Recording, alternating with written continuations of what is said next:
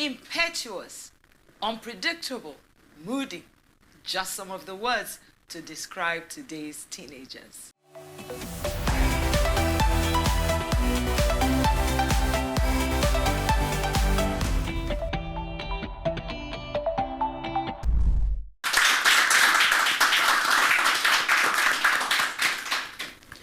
Welcome, friends and audience of the Moment Show with Pastor Funke. As you're all aware, raising a teen in this Gen Z era is no small task, especially when it comes to communicating with them. Many parents may be familiar with monosyllable answers like yes, no, maybe. Why do they spend so much time by themselves locked up in their rooms? Why does it appear that they don't really hear what their parents tell them? Are we using the right methods in bringing teens up today? Are parents too permissive of their indulgences? And what's the role of social media in raising teens of this era? Joining me today is a wonderful, wonderful couple. Now, this couple have been working with children, well, teens and young adults for many years. They've been working as counselors, coordinators, and, in fact, they've been guardians to a number of them. Diron is a public servant who's been working with, very closely, in fact, with the Young Africa Leaders Initiative, YALI. And Debbie, his wife, is a lawyer, and she has been running her own business. Studio audience, please join me in welcoming Diron and Debbie Adegoke.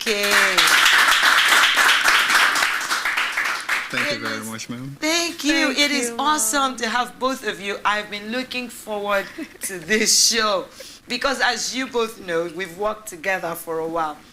Teens are very close to my heart, and understanding them is of great importance to all of us. So we're really happy to have you here. So, okay, I know you've been working with them for many years. What would you say is the most intriguing thing about working with them? What's been intriguing? What's been challenging to, about working so closely with them? I know you've mentored quite a number of them. We'll start with you, Diron. What would you say is a challenge that you've had, or what intrigues you about teenagers? What intrigues me about teenagers is largely how the generational gap seems to be narrowing down. In the past, you would say a generation is a group of people who grew up within who were born within a 10-year range.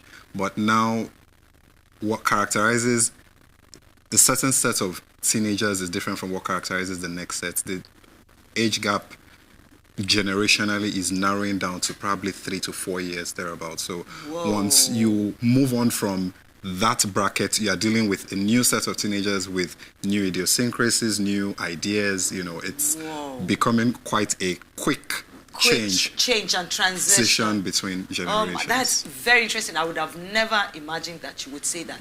Debbie, why do you think this is happening like that? Why do you think the generation gap is narrowing so quickly? I think one of the major influences is the technological development. So when I was a child, between when I was a child and when maybe people who are 5 years older than me were children, there wasn't much in terms of, we had the same things, same toys, same NTA, same, but between 2000 and 2005, we moved from phones with green and blue screens with no cameras to phones that can take cameras. We moved from, flash disks to micro SD disks that can go into your phone and increase your phones. So there's so much technological development happening that it's speeding up everything else along the line. Whoa. So what would you say the role of IT is? What would you say it plays, information technology, what would you say it plays in their lives, the teens of today? I think information technology is a double-edged sword. It has its very good sides and it has its very bad sides. One of the great sides of information technology is that everything you need to know is at your disposal. It's a moment away. You can pick up your phone and Google, and in less than a second, you have responses from millions of people. So there's that makes information accessible, so they don't have to go like to libraries like us or spend ages trying to figure out stuff. You can figure it all out there. What that then does is that it now makes you feel like you know a lot when you really don't. Because it's a lot of superficial knowledge, and so there's no depth of knowledge. There's a lot of information. There's no depth of knowledge or wisdom. So you can just feel like you know a lot, and there's really nothing. Because it's really only a whole lot of data, and as you said, just superficial things. The why and the how they probably don't understand. Diro, so I'm going to ask you: would you say that we parents really understand them? I mean, I know it's probably $1 million question, but how do you? I mean, when you say your generation is so far, then I think I'm like from the Stone Ages to them, right? What do they think? I don't even know if I understand. So, generally speaking, what would you say in terms of understanding of these guys and what they're up to and what they're going through? So generally speaking, I would say parents, guardians, caregivers, and the older generation tend not to understand teenagers.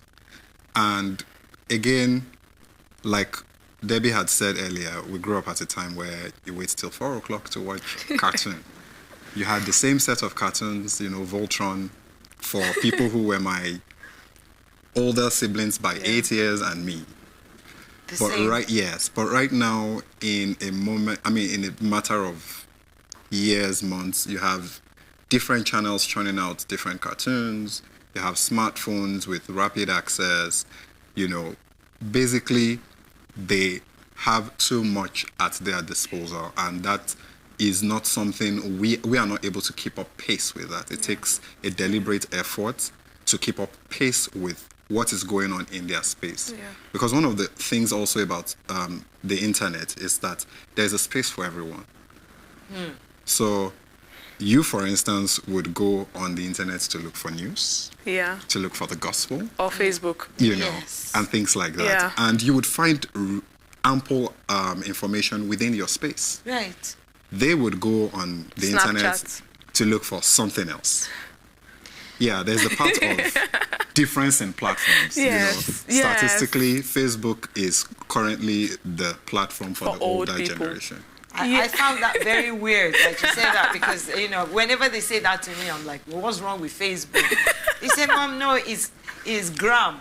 So we had some Gen Zs that were here, and we were asking them, and we said, if everything was taken away from you and you could only keep 3 things, what would you keep? And both of them said phone. And then they went, my Bible. But it's on my phone. Exactly. How can we help them use this double-edged sword to where it does not consume them? Because like you said, they have this information, so they think they know better. So how can we, especially the younger age, these are more older people, youths, right? But the younger ones, what can parents do to help to manage them and information technology? Debbie? I think one of the things that parents can do is delay introducing them to devices as long as possible. That's like pulling tooth. You understand that at 6, they want... Yes, I iPads. realize that it is a difficult process, but it's something that... Because what you do when you delay introducing them to devices is, and I'm not saying do that without doing any other thing to replace it, is foster interpersonal relationships, actual social relationships. So take them to groups where they're learning together, where they're playing together, introduce them to other things that don't necessarily need devices to engage. Because once you've introduced them to the world where they can engage with 1 million people in 1 minute, then real life is going to be boring. It just is what it is. Oh my God. So why would I sit and be talking with only you when I can be chatting with 5 people on my WhatsApp, and I can also be Instagramming, and I can be on... Why would I want to sit with one person and speak with them? So that's the reality that we live in. And even, in first world countries, this is the advice. Delay introduction to the internet, delay introduction to personal devices as long as possible, so that when you are finally introducing them, they already have a balanced sort of mind, and then they can engage with those things in a productive manner. Right. It's easier to do that than to give them devices and place restrictions, because these children will get around they will the restrictions. Find way. They're adventurous. Yes, they will. They will. They're adventurous. All right. We're going to take a short break, and when we come back, we'll continue our conversation with Deron and Debbie Adegoke. Be right back.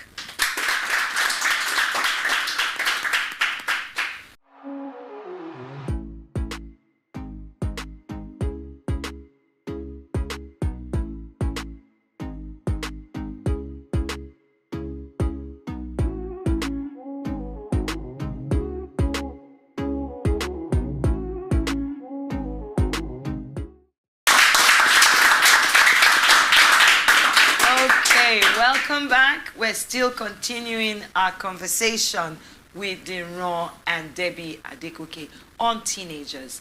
Now, Deron, why do they seem to find it difficult to obey rules? What is it about rules that they don't like?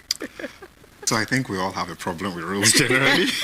I mean, but then more so though. Driving down here, I know a number of people who broke traffic rules. I know, left to me, I would like to drive without the seat belts, but I understand the fact that it is actually for my benefit and not, meant to restrict me. And at teenage, they are just leaving that stage of being children to trying to discover who they are as adults. Yeah. It's a period where they question a lot of things, and it's a period where they are trying to adjust into a new phase. So they ask a lot of questions. Yeah. And one of the questions is, or why? One of the popular question is why? Why? Because mommy said so. That's not enough. As a child, yeah, because mommy said so was okay. Yes. Was good enough. But at teen age, you're beginning to ask, well, why did mommy say so? Yeah. And why do I have to obey mommy? And I think I know or have a different opinion and idea that I think should be recognized. Yeah. And they always have an opinion. Yes. I'm going to let you watch a clip. Now, these aren't teens. These are more young adults, but Gen Zs, two ladies that we had on the show. And I want you to watch a clip, and then we'll ask a question. Let's listen. Take a listen now. What are some of the pressures that you Gen Zs, what are some of the pressures that you feel and you go through? They're quite a bit actually. Growing up with everybody saying in your ears that you're the leaders of tomorrow, that you have to be the ones to you have to be the ones pressure to on you. You have to be the ones to make Nigeria better. You have to be they put pressure on that. There's also societal pressure to do well and do well quickly, because a lot of people they're millionaires at 24, at 25, and then you're like, oh, if I haven't gotten to this point at this age, I'm a failure. Technically. Oh, and then there's also your mind and your body. You go on social media, and then there's a lot of people have body dysmorphia because a lot of people have had plastic surgeries, and then you don't look like this because you're natural, and it makes you have doubts about yourself, and all this clamor together with school, education, looking for jobs. It just becomes a lot. Puts pressure on you. Demi, how have you been able to cope with these kinds of pressures? Honestly, it's just God. If I'm going to be honest, it's difficult. But I would say that, firstly, you have to know yourself, and you have to love yourself. That's very important. Self-love and knowing yourself, and also God and praying. Like, if you know yourself, it's going to be hard for you to look at other people and want to be like them, or want to, act like them, or like, you know what I mean? Like, because you know who you are. And when you have God as well, for example, just like the example she gave about timing and like wanting to blow fast. Do you know what I mean? Everybody wants to blow quickly. If you know God, you know that God's time is the best time. And you know that everybody's journey is different, and your own will come by the grace of God. So I think loving yourself and giving yourself time to grow, I feel like that's the way that I have been able to cope. Okay, so you just saw two Gen Zs. They are not teens. They are young women in their 20s in universities, right? But when you talk about teenagers, how do you think peer pressure to conform and to conform to the pop culture, how would you say that teenagers are handling this, and what can we parents and guardians and counselors like yourself, what can we do to help them? Peer pressure is real, because even for those of us who are adults, we're struggling with peer pressure. If we're being honest with ourselves, you're thinking about what my job title is, what kind of house you're living, what kind of car you're driving. You're thinking about where your mates are on the corporate ladder.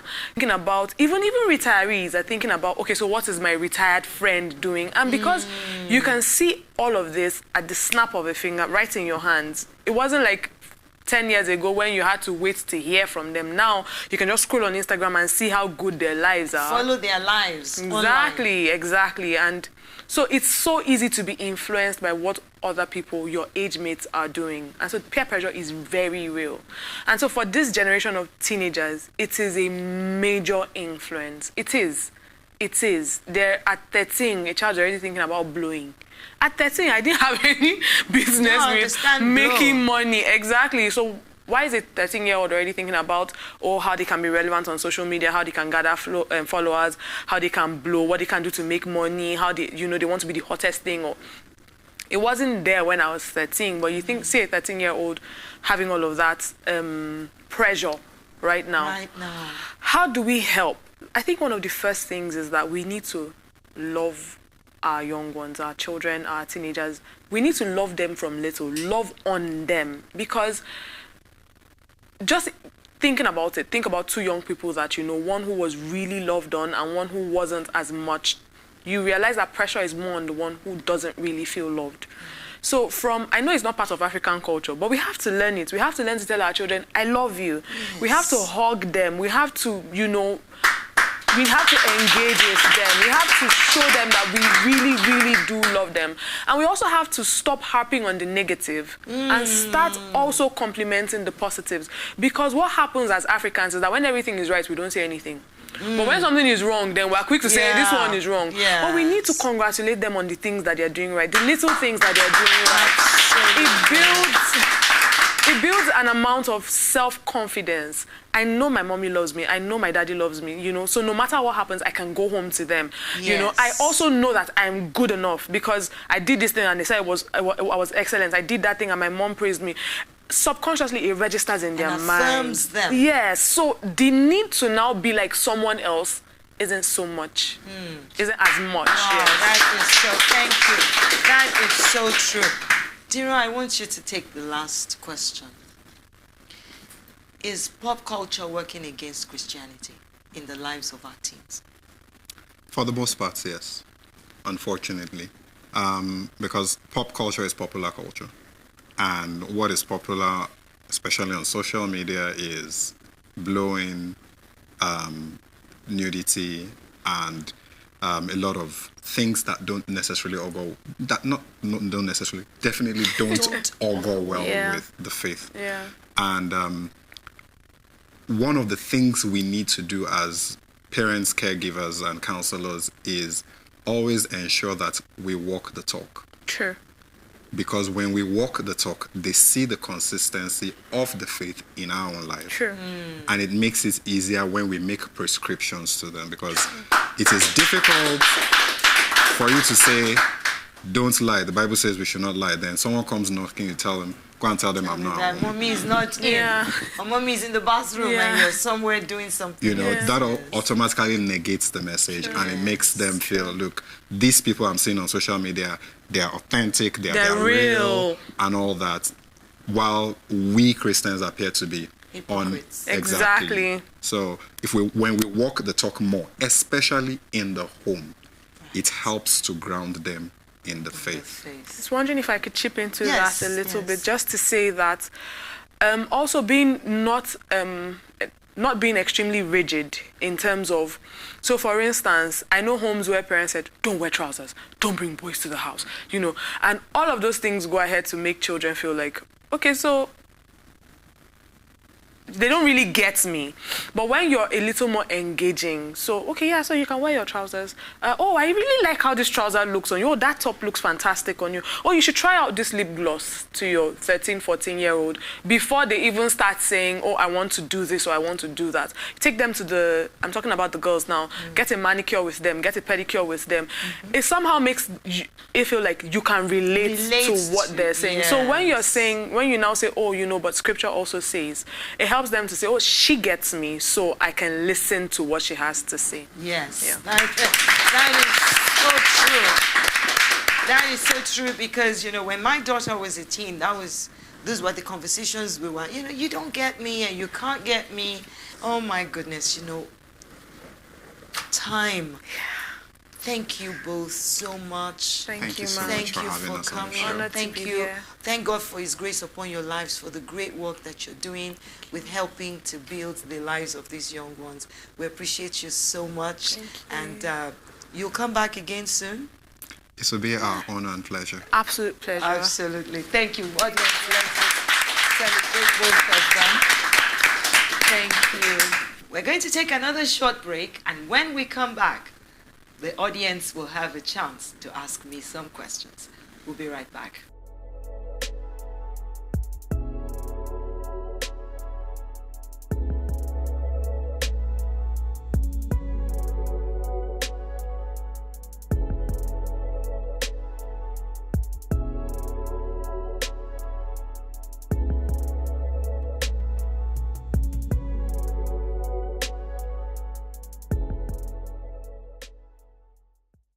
Okay, so we're moving right away into our Ask segment.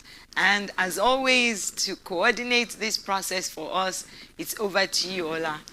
Thank you very much, Pastor. As always as well, Ma, we have questions from our audio audience. Mr. Bola, please, your question. How do you balance the effects of our culture and the current generation?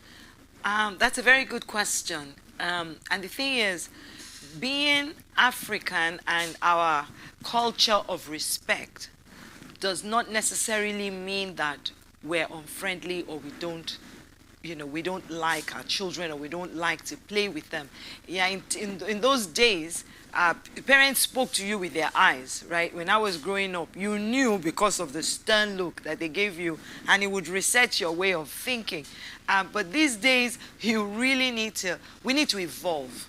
We need to evolve to more friendship, right? More friendship with our children.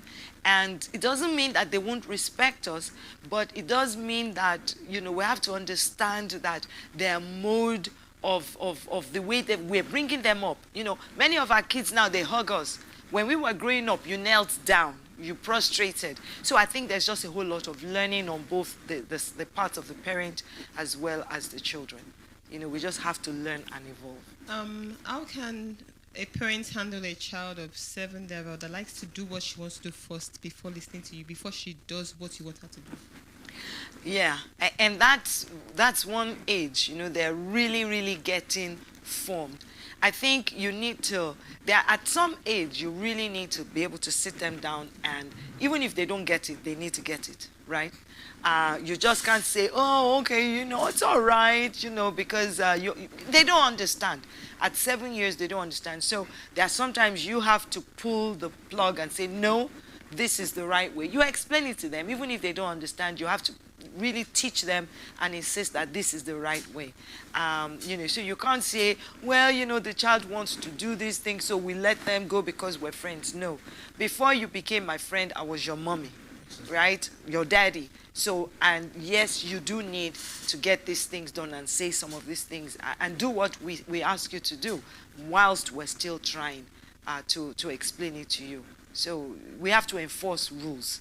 And that's how we develop the values. You don't take what doesn't belong to you. You don't tell lies. And when you do that, you will suffer some consequences in the process. Absolutely. So we need to be able to strike the balance. Philip, your question. Thank you, Ma. Please, Ma, how do we marry our generation with this generation? Because it appears that this generation is too fast. our generation is very calculating, is system. But this generation, they are in autopilot. Well, Dino and Debbie said when they were, speaking to us earlier, they're in that information age, right?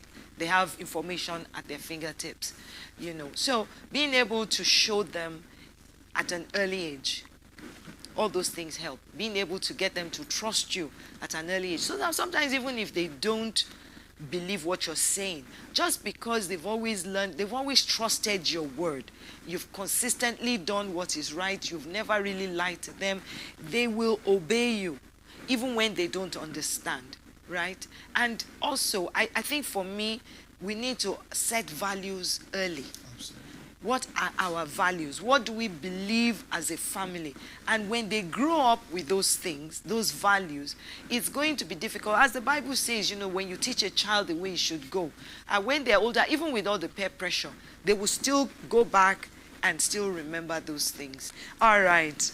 I wish we had more time, because this subject, we need to keep talking about it over and over again. But alas, we must close the episode. Until next time when we come your way. Let me just say to all the parents out there that are struggling, there is help for you. Go to your local church and get some help for your teens. If you find that they are into things that they shouldn't be, please don't delay, don't wish it away, don't pray it away. Pray, but get practical help. Get counseling for them. Please don't wait until whatever happens. Yeah, I'm your host. It's been a great time. We're going to come back your way. But before we go, God always blesses us with a wonderful time of worship. And here with us in the Moment Studio is a singer, a songwriter, a psalmist, is a worshiper of worshipers. And Pastor Dan Favor Bulan is going to lead us in a season of worship. Until we come back your way again, God bless you. I'm your host, Pastor Funke. Bye for now. And over to you, Pastor Dan.